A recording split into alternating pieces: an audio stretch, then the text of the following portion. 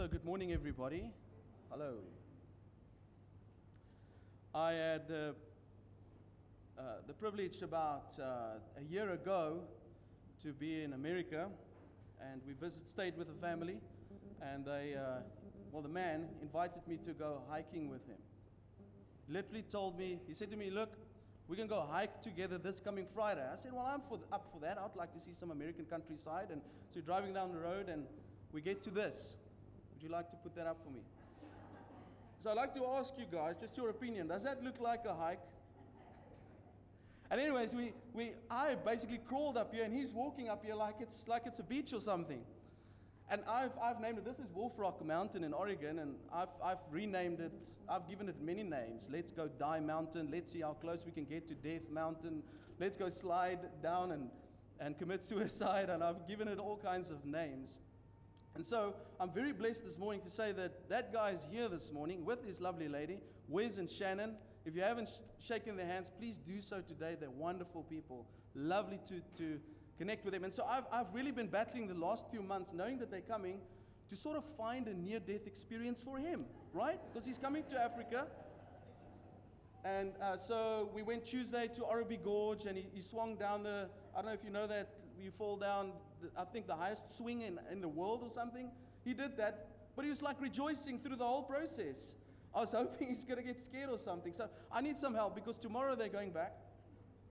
And he hasn't had really a near-death experience. If anybody knows of anything in Durban that could get him close to the edge of death, I was thinking about maybe taking him to a snake park, letting him play with the black mamba. You guys... It's just wonderful to have you here, Wes and Shannon. Good to have you with us. And anybody else that's visiting here today, just want to tell you that you're welcome with God's people.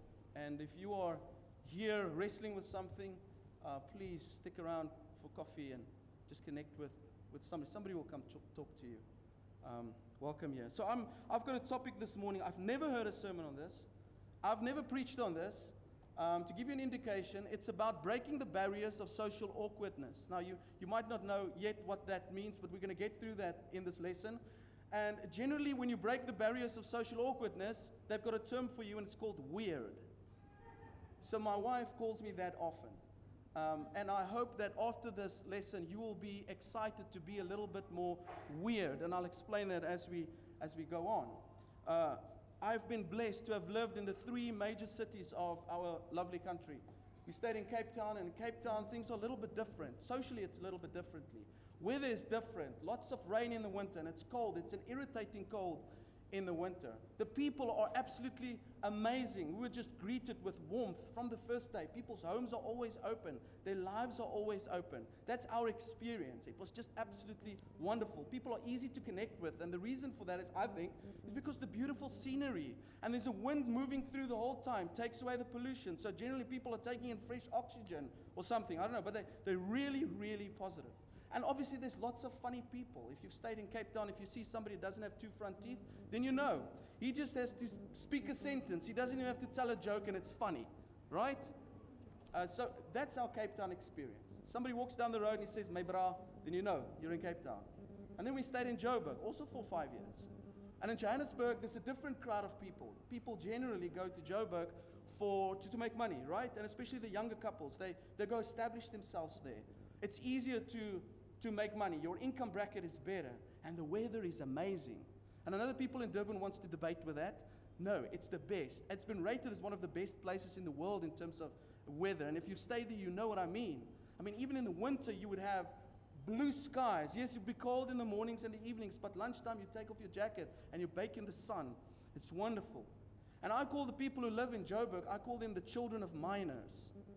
Not M-I-N-O-R, M-I-N-E-R. Their forefathers came from the mines, right? And generally, people who come from miners are generally a little bit more aggressive. If you've stayed in Joburg, you would know.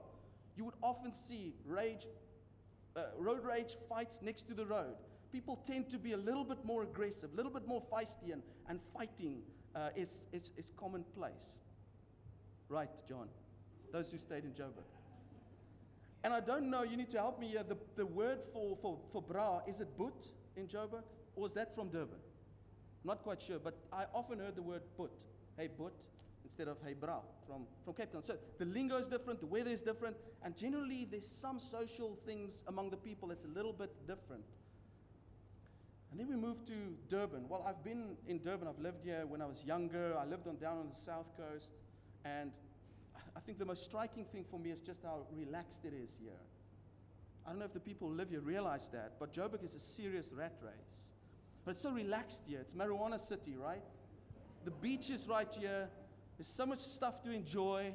I remember the first morning we had to take the kids to school. It's 5:30 in the morning. The kids are already sitting on the couches, ready to go to school. Hair's combed. And we look at the papers, and it's like the school papers. School only opens at 7:30. I'm like, I've got to babysit for another 2 hours? Eventually, we got adapted to that, and I realized that people can go surf before they go to work. They can go cycle before they go to work. It's just a wonderful place to live, except for the humidity and the mosquitoes. And I generally find the people a little bit more on edge here. If you go to home affairs and places like that, not very friendly. Maybe it's because of the humidity and the mosquitoes. But here's the big thing I want to get at this morning, which I have found twice in my life. And this is just me, my experience, right? And with some of you, I've had this discussion that people in Durban generally are not always that open and easy to befriend.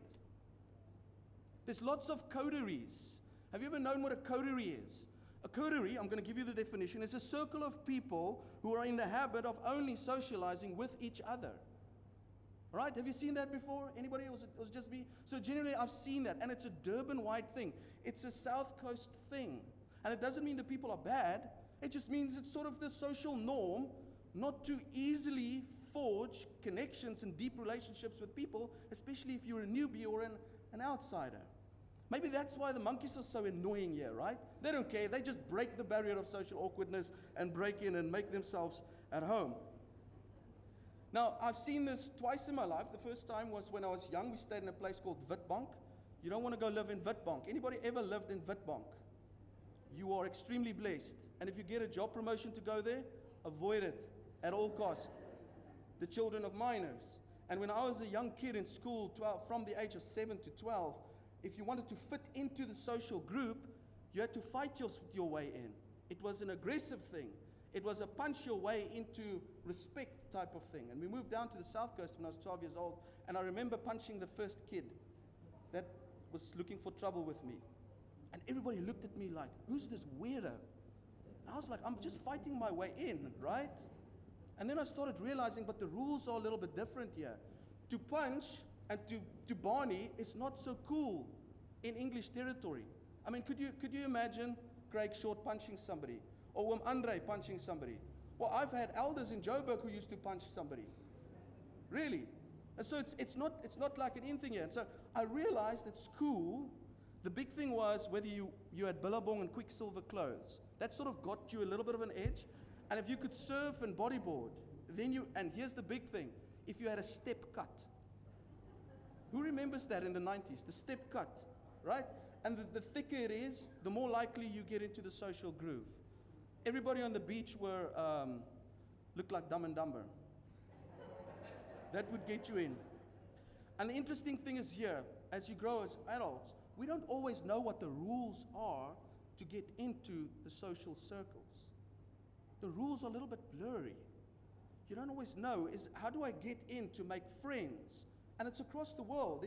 Do I have to have money? Do I have to look a certain way? Do I have to behave a certain way? How do I get into the social group? This is not a psychology discussion. Don't worry, we're going to get into scripture now. And so, I want to give you an illustration quickly. I call it the 3-circle illustration, and I just made it up myself. And the first word I also made up myself. First of all, you get 3 types of people. First of all, you get what we call a snub, okay? What I call a snub. And you can go look at this word as well. This is the type of person who knows you or doesn't know you, sees you in the shopping mall, for example, and ignores you. Anybody ever been there? Okay, great. Anybody ever done that? Yes, we've all done it, all right? And it's basically when you act snobbishly. Okay, but that's not really the case. I've learned throughout my life. Sometimes, and it ranges from shyness to rudeness. Some people are just shy to greet. And other people are just rude. They think that they're better than you, all right? So you get both of those. And here's the thing, what happens when you snub somebody? Everybody get what a snub is. I see you, I avoid you. I make as if I didn't see you. And if you do greet me, it's like, oh, hello. Meanwhile, back at the ranch, I did see you, right? So what happens is if you get snubbed, what then happens is next time you walk into that person at the mall, what you going to do? I assume that's the way that it is. So I make as if I see you, and as if I don't see you, and I walk on with my life. You see, because once you get snubbed, you become a snubber. That's just how it is, all right?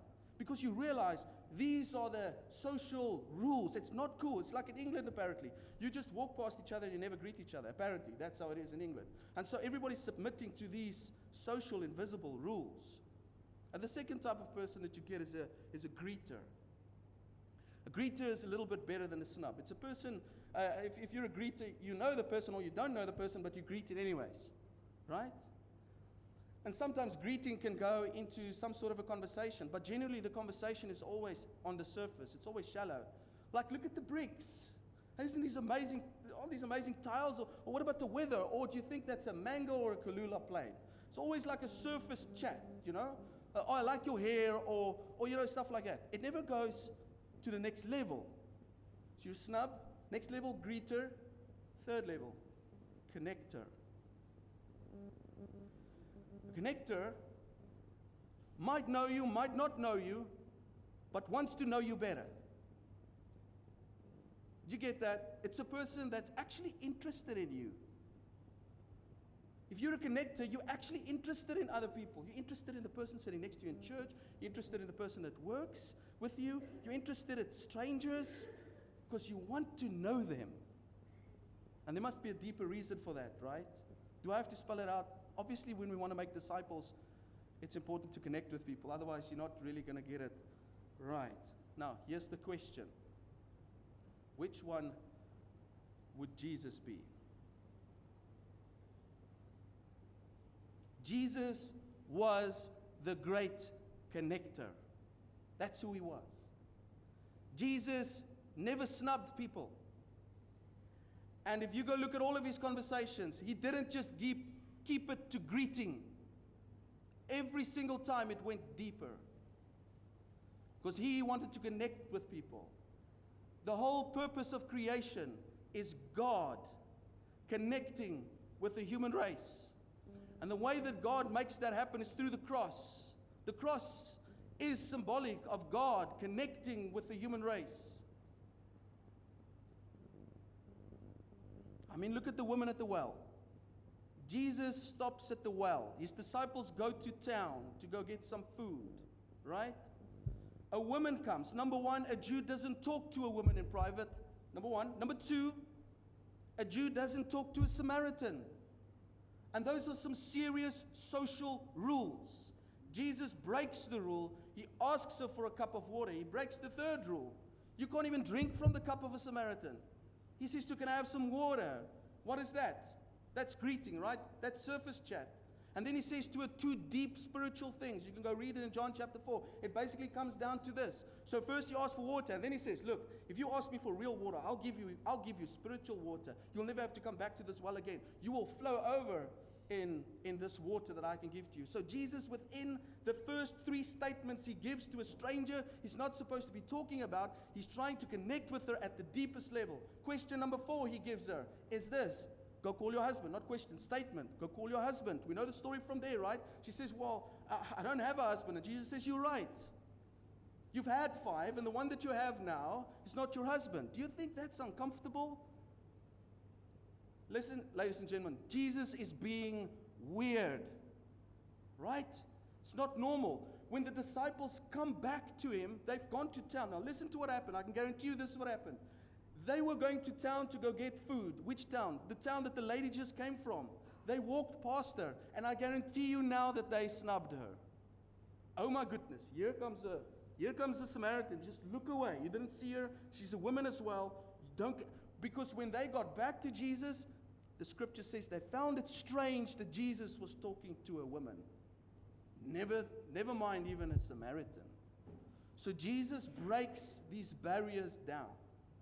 Now, to take it a little bit further, let me give you 2 scriptures, brother, if you don't mind putting them up for us there. 1 Peter chapter 4, verse 8 and 9. Listen to this. Above all, love each other deeply, because love covers over a multitude of sins. Offer hospitality to one another without grumbling. Now, I could spend the next half an hour talking about that, but please can we go on to the next verse? Romans 12 and verse 10. Be devoted to one another in love. Honor one another above yourselves. Now, the first text over there talks about our love for people who are strange to us, okay? The second text talks about people who are inside of our social circle, inside of our church, inside of our families. And in the Greek, it indicates that we need to love those outside of our social circle, and we need to love those inside of our social circle. Now, to get to the real crux of the matter, I need to give you a quick Greek lesson. Everybody up for that? Okay, cool. I'm going to make it very simple. Okay. So, in our language, you have the word love, right? And it signifies to us different things, if we had to discuss that. Some would say a feeling, some would say that. In the Greek language, you have primarily 4 different words for love. It delineates it very nicely for us. First of all, you get the word eros. Who would like to guess what that love is about? Is it socially awkward to ask what that love is about? I'm weird, I don't care. Eros is sexual love. It's a love that a husband and a wife have for each other. All right? And that develops through attraction. Okay. It's not a love that you have for your friend. It's a love you have for your wife. All right. Then the second type of love is storge. Storge is family love. It's the love that you have for your father, your mother, your siblings, and your children. It's also different, right? Can you sense it? It's different. It's a different type of love. And that develops through genetics. Because this blood relation, you have that love. The third type of love is agape. Agape is the big love the Bible talks about the most. The self-sacrificial love. But here's the key. Agape is not about a feeling, ladies and gentlemen. It is about a decision. It is a verb.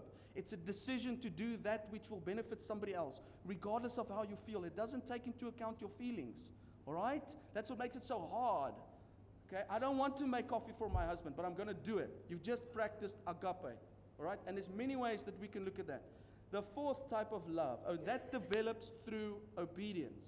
The fourth type of love is phileo.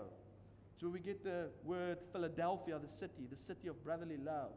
And often people misunderstand this. Phileo is a deep, emotional connection that you have with somebody. It's the love that you feel. Most of us, when we talk about love, we think about that one. It's that feeling that you have, this compassion, this need to be close, this real deep love. It's deep love. You cannot have that love for somebody unless you've got a relationship with them. It develops over time. All right. Brother, please pop up the Greek word there for us. So there we go. The word hospitality in this text, offer hospitality to one another, is philoxenos. Now, I'm sure that you know where xenos comes from, right? Xenophobia. That literally means a love for strangers. Okay? And so what the text is saying in the Greek is, he says that I must have built a deep relationship with strangers. It's impossible to do that if I just snub them and I just greet them on the surface and I never engage with them at a deeper level. In other words, connect with them. Phileo develops through connection. All right, let's look at the second Greek word, my brother. Be devoted to one another in love. And the Greek word he uses there is philoustorgos. Who'd like to guess what that is? He includes 2 words for love. Make a deep connection with the people inside of your social circle, inside of your church, that you feel